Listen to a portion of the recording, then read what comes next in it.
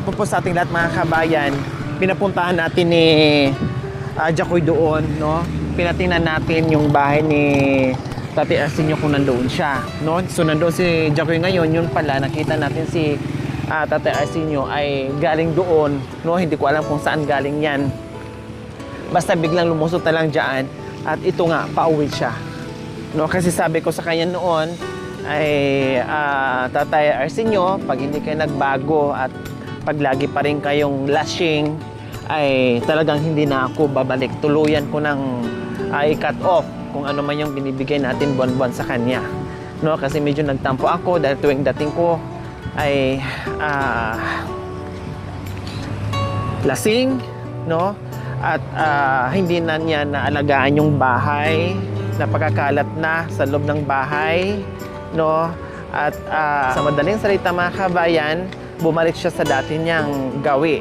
So ngayon, nandito tayo. So titinan natin. So ayan mga kabayan, hindi niya alam na tayo ay nakasunod ngayon sa kanya. Sige. Tatay Arsenio! Tatay Arsenio! Hello!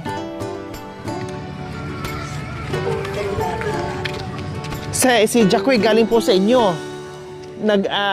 Punta doon kasi chinikay ko nandyan, pero wala pala. Bigla kayong gumuho doon. Saan po kayo galing?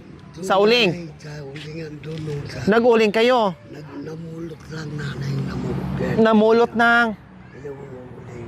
Para ibenta? Hindi o sa ano anak ko. Isa sa ako. Anong daladala nyo? Bakit po? Doon ako matulog kung pinatulog ako doon. Doon na kayo natutulog? Pinatulog ako kasi maaga ka Nagbantay ka sa ulingan, ganon, parang ganon? Hindi naman, pero nag-ano ako na... Ang dami nyo na namang uling, oh. Puro na kayo uging. Galing O, kumusta yung bahay? Nalinisan nyo na? Hindi pa nga sagad. O, bagong gupit kayo. Patingin nga po sa gupit nyo. O, bagong gupit. O, may pera, may sigarilyo. Mayroon naman hindi nanay. O, tara, punta po tayo. Yung pera nyo, baka mahulog, o. Hindi nanay So, ayan mga kabayan, galing pala siya sa ulingan. Siguro, doon siya natulog. Kasi ang ulingan kasi mga kabayan, kailangan kasing bantayan. Naranasan din namin yung mga kabayan pag nagboling yung aking tatay doon sa kabundukan. Kasi marami kaming kahoy. No, pag mayroong mga natutumbang kahoy, inuuling kaagad ng aking tatayaan, no? Naranasan ko yan. Minsan doon sila natutulog kasi binabantayan nila yan. Kasi pag nabutas o sayang, magiging abo yun lahat. Walang uling na matitira. So ngayon, kaya may dala-dala pong kumot si Tatay Arsenio kasi malamang ay doon ito natulog. Sabi nga niya, doon natulog. Ibig kong sabihin, malamang nagbantay ito doon sa ulingan, no? So, ayan, buti na lang nakita natin.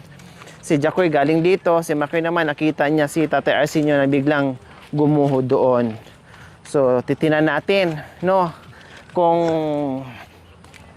ang bahay-bahay nalinisan ni Tatay Arsenio kasi parang na-abandon na, no? Napabayaan. Ganun talaga. Pag laging lashing, siyempre, pagagising sa umaga, magkape na lang yan, tulog na naman uli. Walang ganang kumilos, tinatamad, magiging dugyot sa loob ng bahay. Kasi nga, hindi na maasikaso kasi nagiging madalas yung pag-iinom. Ito yung binawal ko ka Tatay Arsenio. Sabi ko nga, okay na yung mag-inom. Once a month, twice a month. Hindi yung araw-araw. Diyos ko, no? Dati, lumalabas na yung boses niya, no? Ngayon naman ay parang halos hindi na naman makalabas yung boses dahil siguro doon na naman sa bisyo na bumalik naman. Okay, tara, Tatay Arsenio. No, Kayo ay nakainom ngayon? Hindi nanay. Hindi? Hindi ano lang ako sa ano lang ako, sumisid lang ako doon sa sapa. Mauling ako. Sumisid kayo sa... Sapa na. Bakit sumisid kayo? Naligo? Hindi kasi sa sapa. Kasi mauling ako nung aga.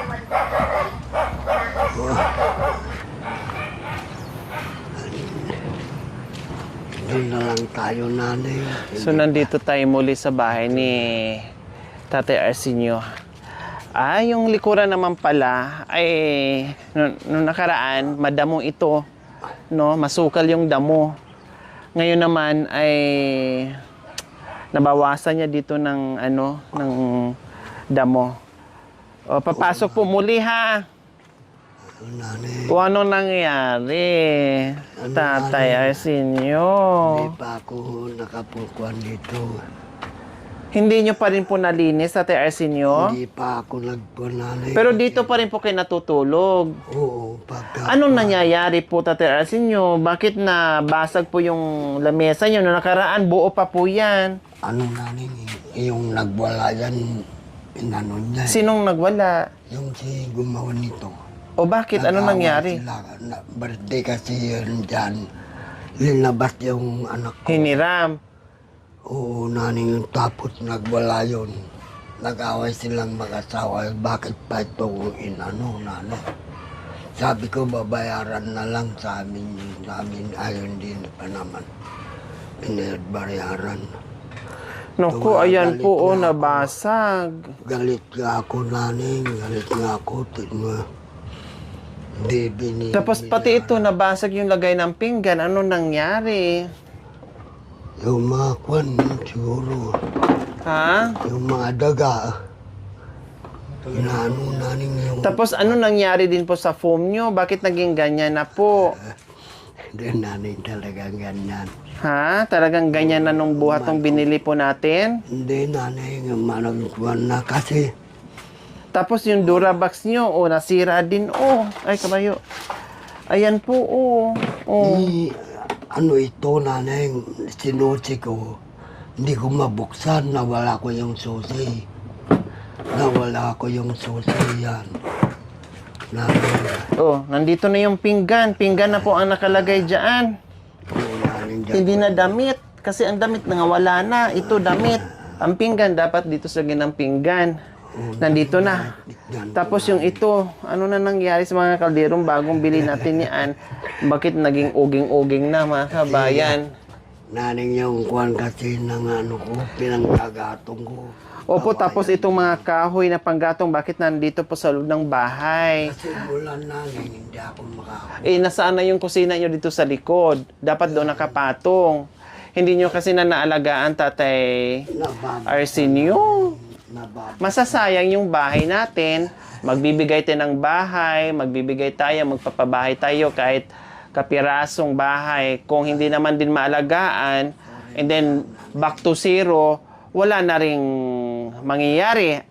So yan po, no? Gaya ng sinabi ko kanina mga kabayan, no?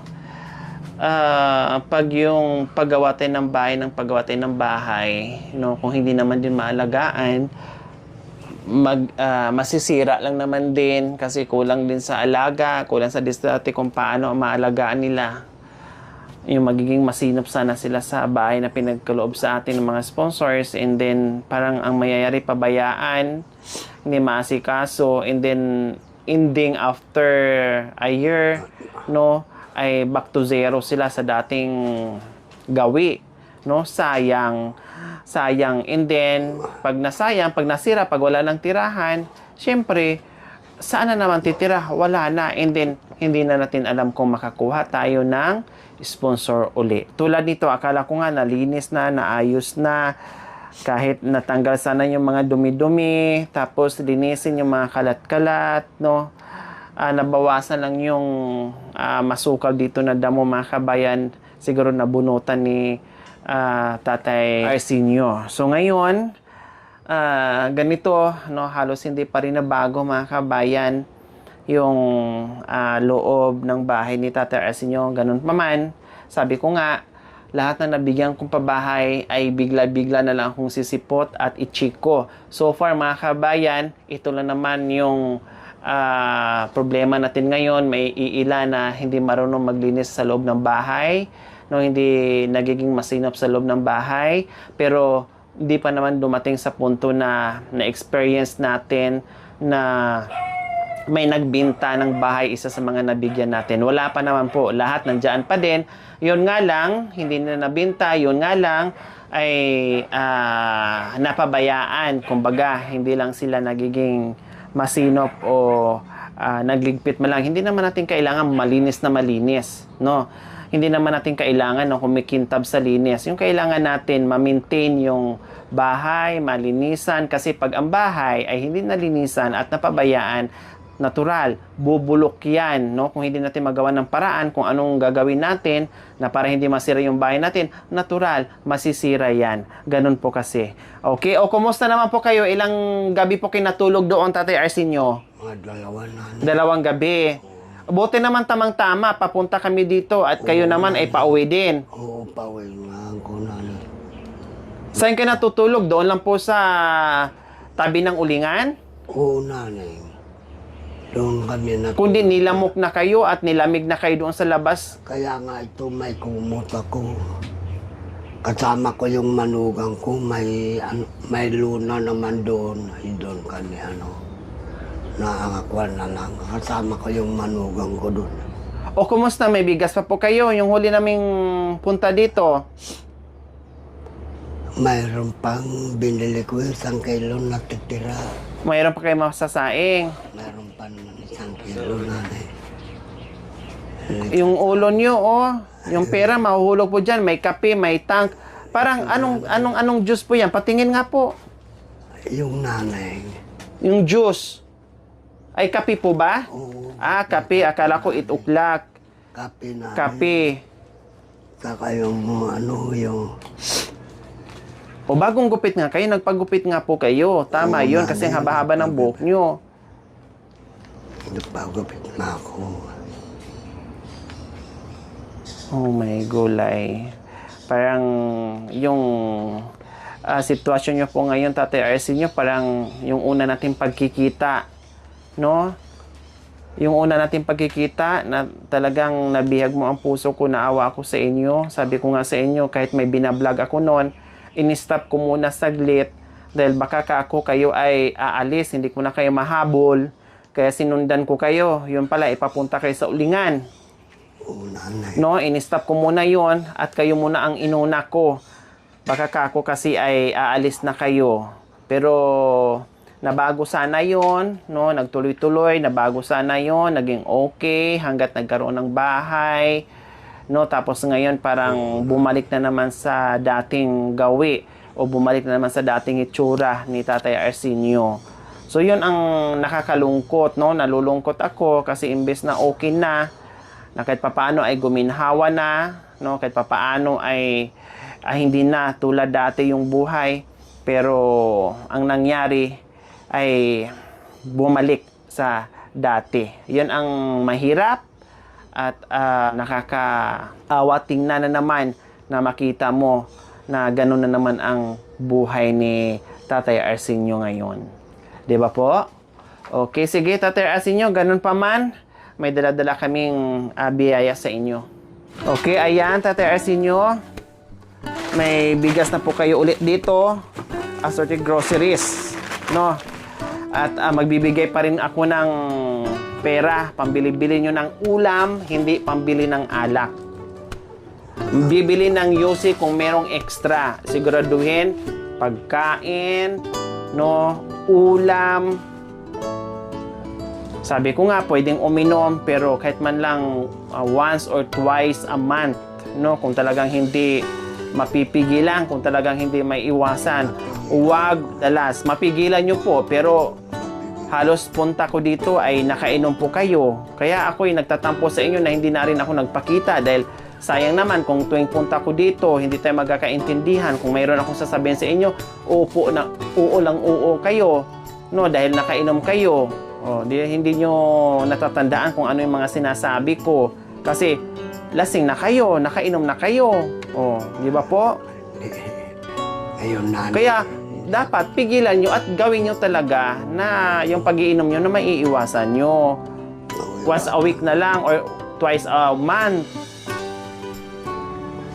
Tapos, yusin nyo, pinagsabay nyo pa, di ba? Plus, inom pa. Kundi mahirap po sa inyo yun.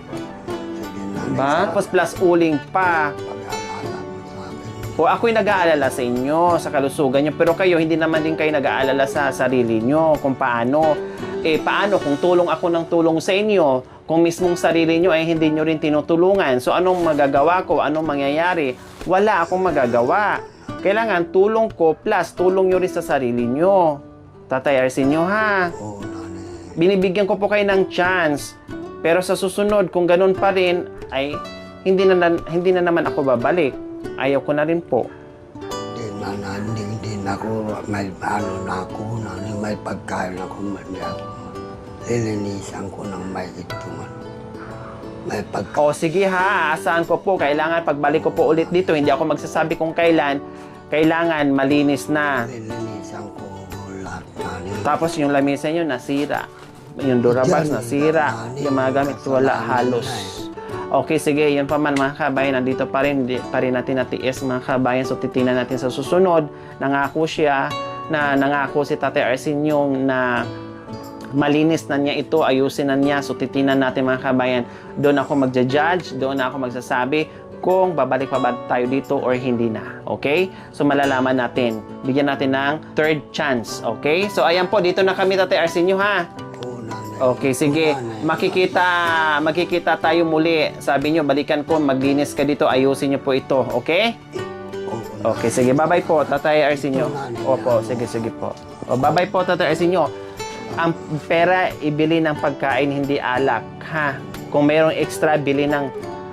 Sabi ko nga, hindi ko kayo pinipigilan mag-use, hindi ko kayo pinipigilan uminom.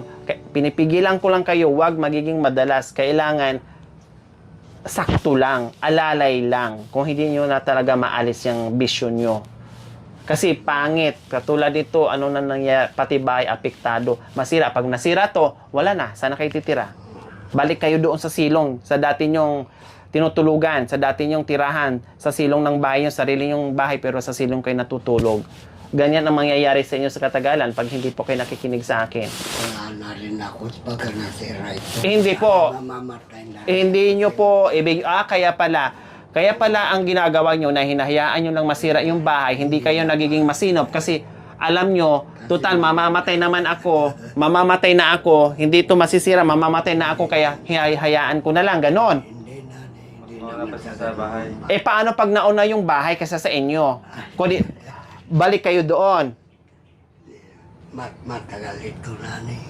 Oh, kaya pala iniisip niya, matagal naman itong masisira. Siguro mamatay na lang ako, hindi pa ito masira, kaya hayaan ko na lang. Ay, hindi naman sa ganun, nanay. Oh. Hindi ko lang maharap-harap. Hindi nyo maharap-harap kasi nga po, lagi na lang kayong inom. Nagiging tamad na kayo. Siyempre, hangover, higa na lang, kape, ganun na lang ang routine. Tulad dati. Oh, kaya ang rason nyo ngayon, hindi naman siguro to mamamatay na lang ako, hindi naman ito masira lahat. Matutulugan ko pa din. O yun ang nagiging rason ni tatay. O, asahan ko po yun ha. Last chance. Pangatlo na, last chance na madatnan ko dito na kahit papaano ay wala ng kalat. Yung mga gamit ng kanda sira-sira na, anong gagawin natin dyan? Pati gamit ng mga gamit sa loob na bahay sira, yung bahay sira. Okay, dito na po kami, Tatay Arsenio. Bye-bye po.